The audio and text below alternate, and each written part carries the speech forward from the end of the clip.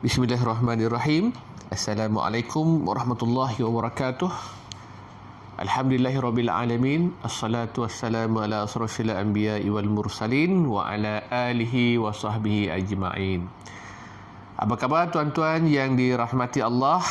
Semoga berada dalam keadaan sihat walafiat di samping penugasan seharian. InsyaAllah pada kesempatan kali ini kita nak sambung ulang kaji menggunakan satu kitab yang kita akan buat ulang kaji, iaitu kitab Akidah Ahli Sunnah wal Jamaah yang disusun oleh Haji Said Haji Ibrahim, iaitu bekas Mufti Negeri Sabah. InsyaAllah kita akan belajar kitab ini, ulang kaji daripada kulit ke kulit, insyaAllah. Mari kita lihat isi kandungannya di muka surat bahagian yang pertama, iaitu daripada Muqaddimah. Bismillahirrahmanirrahim. Jelas ya gambar? Alhamdulillah. Apa kata penyusun?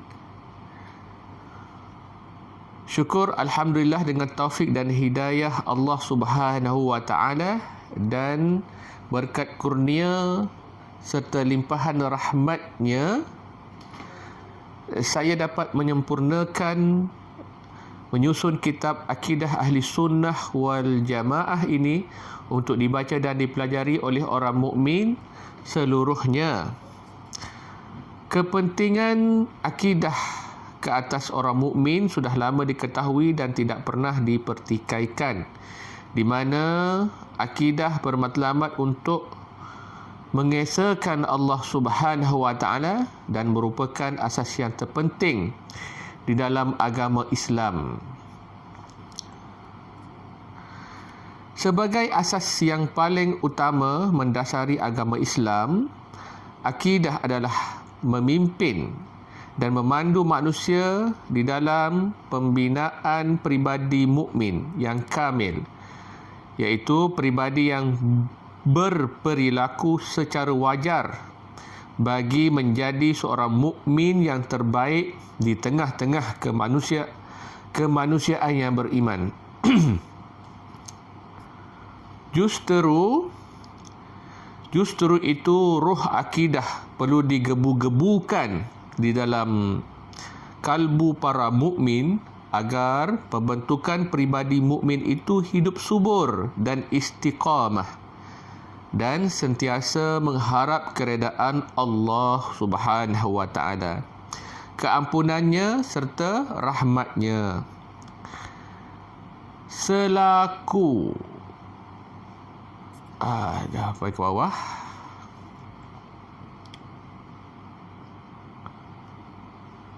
Selaku seorang mukmin, ya, sepanjang masa kecenderungan mestilah untuk menunjang keimanan dengan mentauhidkan Allah. Akan tetapi sekadar percaya kewujudan Allah dan keesaannya belum lagi mencukupi untuk menjadikan seseorang itu seorang mukmin yang kamil. Ini adalah kerana kepercayaan kewujudan Allah dan keesaannya sahaja tidak mencukupi peningkatan keimanan, kerana kepercayaan tersebut telah pun wujud tertanam di dalam sanubari setiap orang yang beriman sejak lahir agama Islam lagi. Pada hakikatnya, kepercayaan terhadap Allah Subhanahu wa Ta'ala adalah fitrah semula jadi manusia, kerana agama Islam itu sendiri adalah agama fitrah. Atas dasar peri pentingnya akidah sebagai asas agama Islam, maka saya berusaha menyusun kitab ini dengan bersumberkan nas-nas Al-Quran dan As-Sunnah, dan juga kitab-kitab yang muktabar untuk menangani fahaman akidah yang bercanggah dengan akidah ahli sunnah wal jamaah.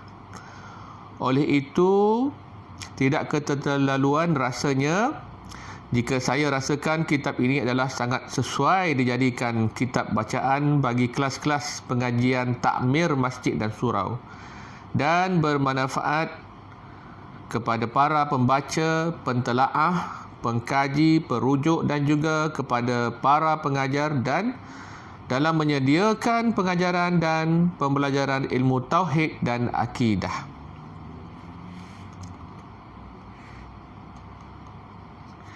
Ini adalah disebabkan isi kandungan kitab ini disusun berdasarkan kurikulum kelas pengajian takmir masjid dan surau dalam tajuk-tajuk penting yang berkaitan dengan akidah, iaitu keistimewaan akidah, kepentingan akidah, akidah yang sahih dan ciri-cirinya, akidah yang batal dan ciri-cirinya, masalah-masalah yang berkaitan dengan uluhiyah iaitu ketuhanan, masalah-masalah yang berkaitan dengan rububiyah iaitu pentadbiran Allah terhadap makhluknya, masalah-masalah yang berkaitan dengan keimanan dan juga perkara-perkara yang merosakkan iman dan yang menyebabkan kekufuran dan lain-lainnya yang berkaitan dengan akidah. Justru itu adalah menjadi harapan dan doa saya agar para pembaca dan pengguna kitab ini dapat memanfaatkannya dengan sepenuhnya. Dan saya berdoa semoga Allah Subhanahu wa taala mengabulkan harapan dan doa saya ini, dan semoga usaha saya menyusun kitab ini akan menjadi amal jariah yang tidak berkeputusan dan tidak menjadi sia-sia. Dan adalah diharapkan jika terdapat kelemahan-kelemahan dan kesilapan yang mungkin tidak disedari oleh penyusun dalam penyusunan kitab ini, dan dengan tangan yang terbuka dan hati yang ikhlas, pihak penyusun sentiasa menerima segala teguran yang membina daripada mana-mana pihak pun. Mudah-mudahan segala daya usaha penyusun akan diterima oleh Allah Subhanahu wa taala sebagai satu kebaktian yang dilaksanakan untuk mencari keredaan Allah Ta'ala di dunia dan di akhirat.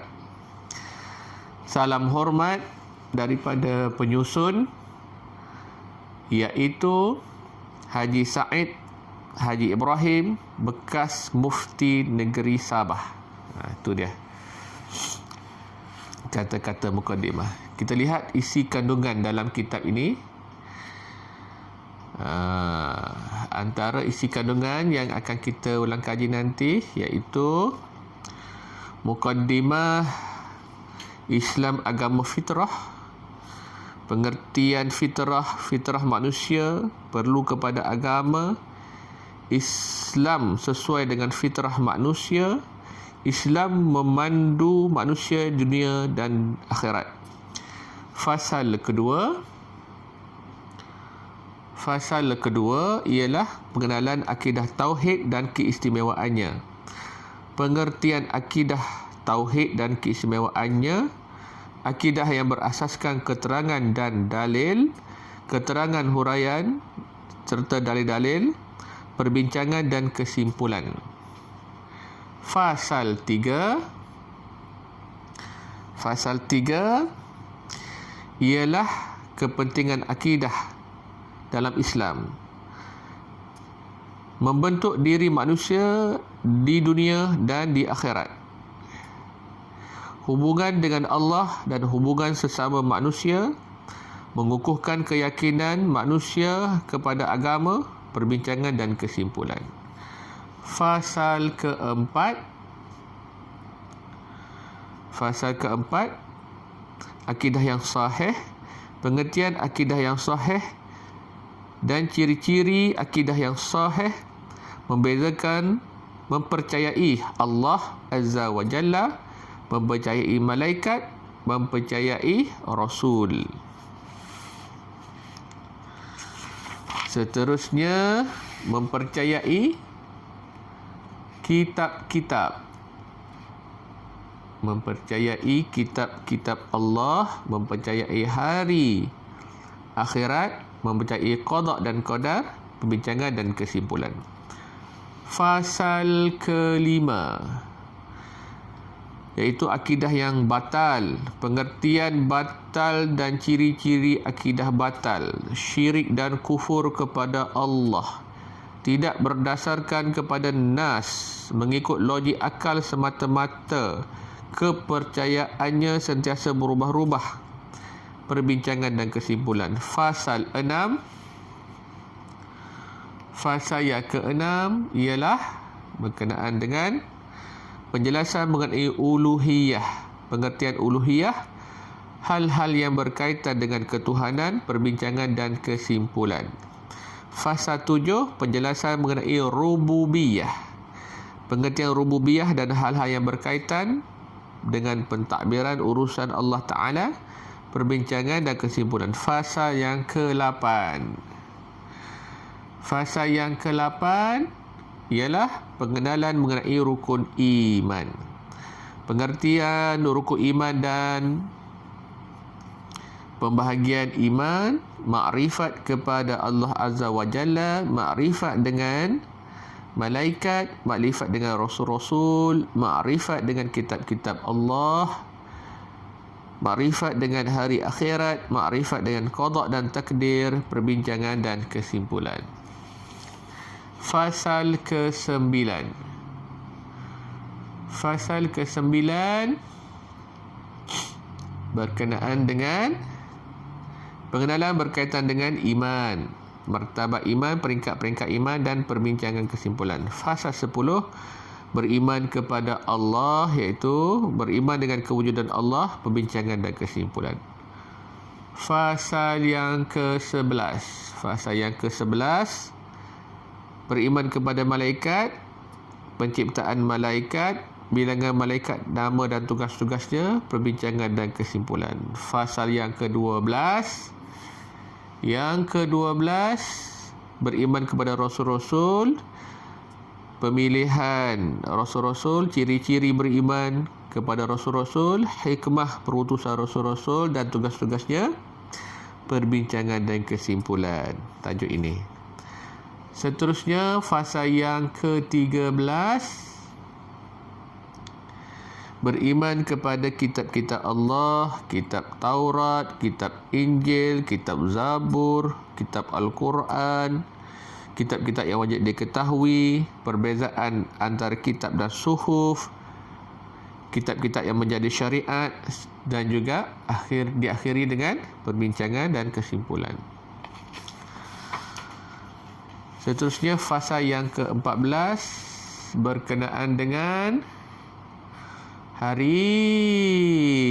beriman kepada hari kiamat, pengertian beriman kepada hari kiamat, peristiwa hari kiamat, nama-nama hari kiamat, saat berlakunya hari kiamat, tanda-tanda hari kiamat, tanda-tanda yang kecil, tanda-tanda yang besar, munculnya Dajjal, turunnya Nabi Isa AS, keluarnya Ya'juj Ma'juj, syurga, orang yang menjadi penghuni syurga, nikmat-nikmat syurga, suasana dalam syurga, siksaan dalam neraka,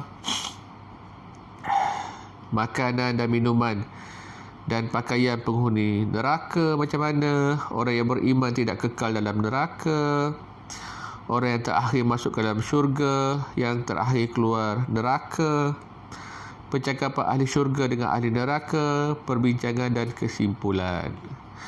Fasa yang ke-15 adalah berkenaan dengan beriman kepada qada dan qadar. Pengertian beriman kepada qada qadar, qadar dan takdir, beriman kepada qada Allah dan qadarnya, qada dan qadar dalam akidah Islam. Manusia tidak boleh lari daripada takdir Allah. Falsafah qada dan qadar, kedudukan qada dan qadar, takdir dan usaha, perbincangan dan kesimpulan. Terusnya fasa yang ke-16 adalah hakikat iman. Hakikat iman, iman bertambah dan berkurang. Seterusnya kita ada juga berkenaan dengan fasa-fasa perbincangan sebab-sebab bertambahnya iman, dan seterusnya perbincangan dan kesimpulan. Fasa yang ke-17 berkenaan dengan perkara yang membatalkan iman. Apa yang membatalkan iman? Mengingkari ataupun mencerca rububiyah, mengingkari atau mencerca nama-nama Allah dan sifat-sifatnya, asma Allah, nama-nama Allah, sifat-sifat Allah, mengingkari atau mencerca uluhiyah iaitu ketuhanan, mengingkari atau mencerca risalah kerasulan. Terusnya perbincangan dan kesimpulan. Yang ke-18 adalah yang membatalkan iman, yang membatalkan Islam, perkara yang membatalkan Islam, agama Allah, agama Islam, perkara yang membatalkan Islam dan membawa kepada kekufuran dan yang menyebabkan menjadi kafir. Dan akhir sekali ialah khatimah. Khatimah, hukum orang yang melakukan maksiat dan orang yang mati tanpa bertaubat. Itulah perbincangan yang ada dalam kitab ini. Setakat itu dulu pengenalan. InsyaAllah kita akan mulakan nanti dengan bahasa yang pertama, iaitu fasal bab Islam sebagai agama fitrah, insyaAllah di lain kesempatan. Itu dulu sebagai perkenalan dulu untuk kitab yang akan kita ulang kaji nanti, iaitu kitab Ahli Sunnah wal Jamaah yang disusun oleh Haji Said Haji Ibrahim, iaitu bekas Mufti Negeri Sabah, insyaAllah. Wabillahi taufiq wa hidayah. Assalamualaikum warahmatullahi wabarakatuh.